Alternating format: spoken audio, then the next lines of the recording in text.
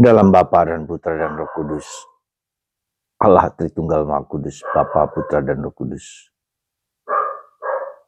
Engkau hadir dalam rohmu, roh kudusmu, roh penghibur, roh kekuatan, dalam kesatuan dengan Bapa dan Putra.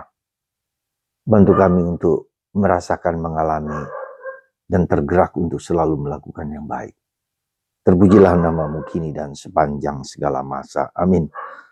Para saudara, kita sebagai orang Kristen, orang Katolik, sangat bersyukur, berterima kasih karena kita mengerti dan memahami kita adalah sahabat dari Yesus. Karena kita mengerti, paham apa yang harus kita lakukan sebagai umat manusia.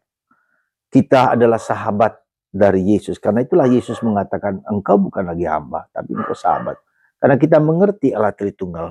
Dalam Allah Tritunggal itu kita tahu apa yang telah Tuhan lakukan padaku. Theodrama, drama Allah yang bekerja untuk manusia.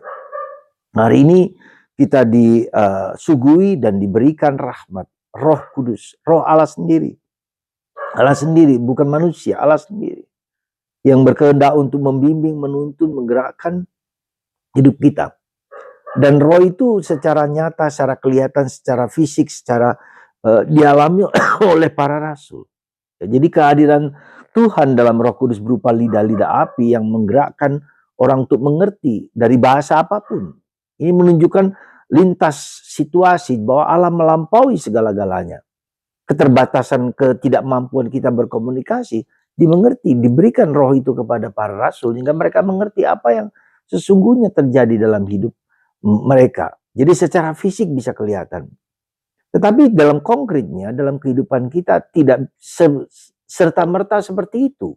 Tidak selalu bisa seperti secara fisik, secara kelihatan dapat dirasakan oleh panca indera kita, tidak selalu.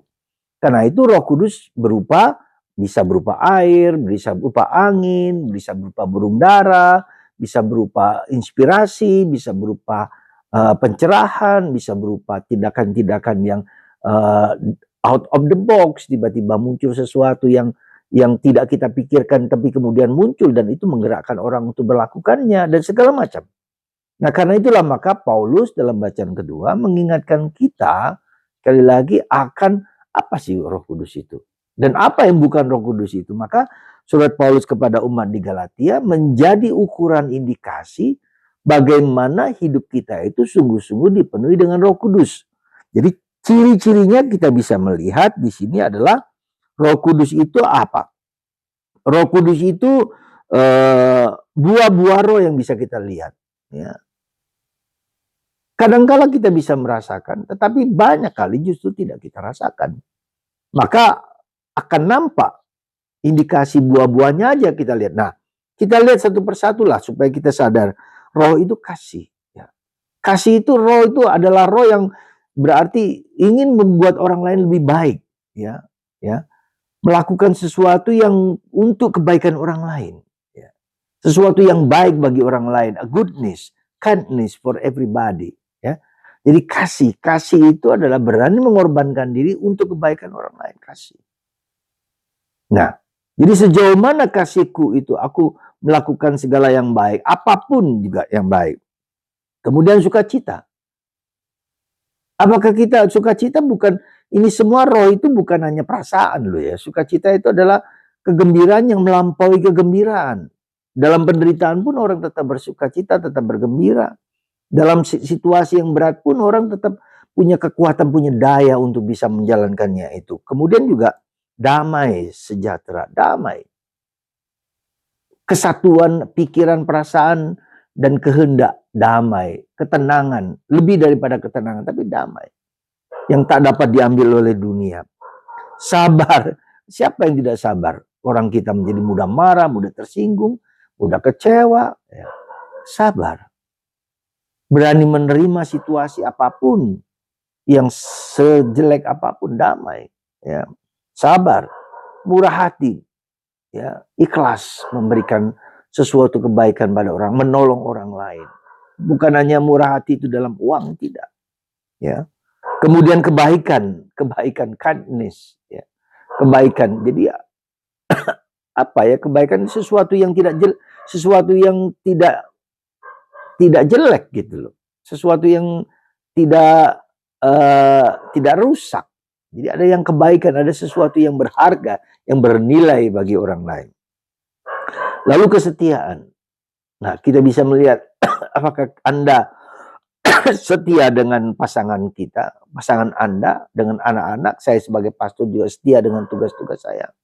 Jadi itulah beberapa indikasi dari buah-buah roh. Kalau itu semakin lama kita semakin tinggikan, semakin meningkatkan itu, maka itu yang kita, kalau itu yang kita cari, itu yang kita dapatkan, kita bawa nanti kalau kita masuk ke surga. Ya.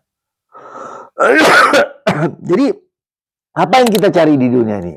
Harta, benda, ya, mungkin kita akan mendapatkan, ya, itu semua, tetapi itu tidak kita bawa kalau kita nanti mati. Yang kita bawa ya ini kasih ini. Maka ketika kita diadili, Tuhan tidak minta kita apakah saya pastor, apakah saya biarawan, biarawati, atau siapa, atau raja, atau presiden, tidak. Yang Tuhan mengatakan, berapa besar kasihmu kepada orang lain. Maka yang akan nanti terjadi pada kita adalah kalau kita berlawanan melakukan buah-buah roh, itu buah-buah daging itu apa? Coba kita lihat di situ, ya. Yang berlawanan dengan buah roh. Coba perhatikan, ya, percabulan, omes, otak mesum gitu. Jadi bukan hanya melakukan hubungan badan dengan A, B, dan C, tapi dengan otak kita juga, ya. Kemudian di situ disebut kecemaran, suka mencemarkan nama orang lain, hawa nafsu, ya, penyembahan berhala, pergi ke dukun, ya. Kemudian sihir, ya, mengirim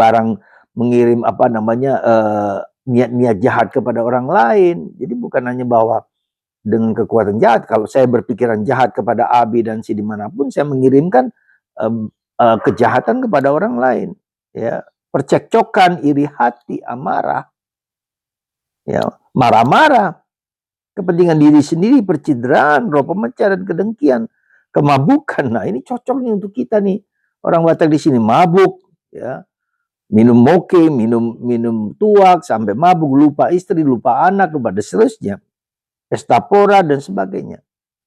Jadi segala keinginan daging bertentangan dengan keinginan roh. Itulah yang harus kita perjuangkan. Saya kira bukan yang gampang, saya kira. Kita mengalahkan amarah aja sulit, bukan main. Maka disitulah kita lihat Tuhan mengirim rohnya sendiri, Roh Kudus, Roh Bapa yang diminta oleh Yesus. Dan kita bersyukur dengan roh itu kita mampu dan dapat untuk mengatasi, ya, segala kehidupan kita. Untuk mengontrol hidup kita, menguasai diri kita, menguasai nafsu kita berkat Roh Kudus itu. Kita bersyukur, kita bergembira. Untung Tuhan masih mau terus mendampingi kita dengan Roh Kudus-Nya. Tuhan memberkati Anda. Mari kita bersuka cita. Aku tidak mampu, aku tidak dapat, tapi aku mau dengan rendah hati mohon terus-menerus Roh Kudus mendampingi kita. Berkat Tuhan atas Anda. Semoga menjamah Anda satu persatu, pikiran, hati, budi, raga Anda dikuatkan untuk selalu mencari kebenaran, kebaikan, dan kasih dimanapun berada. Bapa, Putra, dan Roh Kudus. Amin. Amin.